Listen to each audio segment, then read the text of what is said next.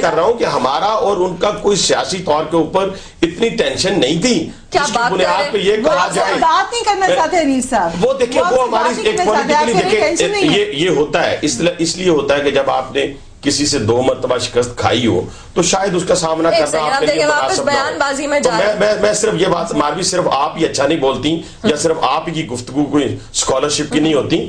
ہر بندے کی اپنی ایک گفتگو ہوتی ہے, اس کو رائٹ ہے بات کرنے کا. آپ جو مرضی ابھی آپ نے کہا ہے میں نے اس میں انٹرپٹ نہیں کیا. میں پھر یہ بات کہوں گا کہ بنیادی طور کے اوپر ہماری سیاست کو ان چیزوں سے پاک ہونا چاہیے, بلٹ سے پاک ہونا چاہیے. اور پھر یہ بھی میں نے نہیں کہا, میں نے کہا ہے وہ بلٹ گجرات میں ہو یا بلٹ راول پنڈی میں ہو یا بلٹ کراچی میں ہو اور میں چاہے لاہور میں ہو کسی جگہ ہو, ہم ان چیزوں کو ختم کریں گے. ایک زبان کی بلٹ بھی ہوتی ہے. کل حملہ ہوا اس کے باوجود آپ کی پارٹی کے ممبرز اس قسم کی ہیٹڈ باتیں کر رہے تھے. ایک شخص ہسپتال میں تھا. میں آپ کو سنوا دیتی ہوں, ابھی سنوائی تھی. صدیق الفاروق صاحب میرے پروگرام پہ آئے, سن لیتے انہوں نے. دیکھیں صدیق الفاروق صاحب آئے, انہوں نے جو بات کی ہے علیحدہ بات ہے, لیکن ہم نے جو موقف بیان کیا ہے وہ بات نہیں ہے. تو لوگ نہیں کہہ رہے. مسلم لیگ کاف کے ایک راجہ بشارت صاحب نے فوراً کہہ دیا کہ جی مسلم لیگ نون اس میں ملوث ہے. اس کا مقصد کیا ہے؟ دیکھیے شیخ رشید احمد صاحب کوئی پاپولر لیڈر نہیں ہیں, ایک کانسٹیچوئنسی کے وہ آدمی ہیں, اس 2 کانسٹیچوئنسی سے الیکشن لڑے, دونوں سے وہ ہار گئے. پھر جناب ہمارا ایک جو ہے MNA جیتا, اس کے مقابلے میں کچھ اور لوگ تھے, وہ ماشاءاللہ اس نے غلطی ہوئی, ہم نے اس سے واپس لے لیا, جناب استعفیٰ لے لیا, اس پہ الیکشن ہو رہے ہیں. مقصد جتنا میں سمجھتا ہوں, میں نے عرض کیا نا کہ اس کی ہر اینگل سے اب ہوگی انکوائری.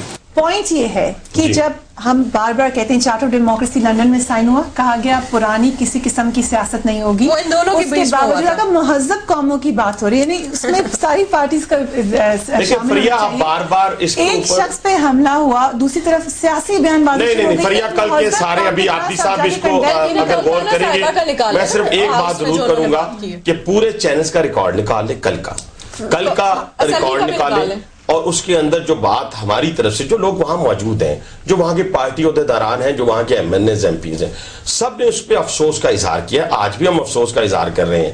ہم چاہتے ہیں کہ اس کی جو انویسٹیگیشن ہے وہ تمام پہلوؤں سے ہو. تیسرا فریق ہے, دہشت گردی ہے یا کوئی اور چیز ہے. تیسرا فریق کے بارے میں جو آپ کی پارٹی نے کہا, اس سے مانتے ہیں اس کو؟ کس کو؟ جس طرح کہ کہا گیا کہ ہو سکتا ہے کہ PML کیوں نہیں کر رہا, آپس میں جو جب دیکھیں یہ تو ایک دوسرے پہ الزامات ہیں, اور میں نے پہلے دن سے یہ بات بھی کہی تھی اور کہتا بھی ہوں. آج بھی میرا ایمان یہ ہے کہ اس انویسٹیگیشن میں سارا کچھ سامنے آ جائے گا, اس کو ہر شخص کو قبول کرنا ہوگا. وہ پنجابی میں ہمارے کہتے ہیں کہ اس کا کھرا کسی کے گھر بھی جاتا ہو, کسی MNA کے گھر جاتا ہو, کسی MP کے گھر جاتا ہو, انویسٹیگیشن سب آنسر کر دے گی. جی آپ 100% کانفیڈنٹ ہیں کہ آپ اس مجرم کو پکڑ کے سامنے لے آئیں گے؟ بالکل, اگر ہماری ذمہ داری ہے پنجاب حکومت کی, ہم تو نہیں بھاگتے اس چیز سے. میں صرف ایک چیز پہ ان سے ابھی جو انہوں نے بات کی, میں ڈیفینیٹلی اس پہ رسپونڈ کرنا چاہوں گی. وہ یہ کہ کافی ٹائم سے جب سے یہ الیکشن اناؤنس ہوئے ہیں, جب سے ہمارا الائنس خاص طور پہ جب سے, مجھے اس پریس کانفرنس کا بھی ذکر کرنا میں چاہوں گی, کیونکہ اسی وقت شیخ صاحب نے یہ سارے اپنے جو تحفظات تھے اس وقت کہہ دیے تھے کہ ان کو پتا تھا کہ اسٹیٹ مشینری ان کے خلاف کام کرے گی. اسٹیٹ مشینری کیا ہوتی ہے؟ پولیس ہی ہوتی ہے نا. انہوں نے ابھی آپ کو واضح کیا کس طرح سے پولیس کی مشینری ان کے خلاف کام کر رہی ہے.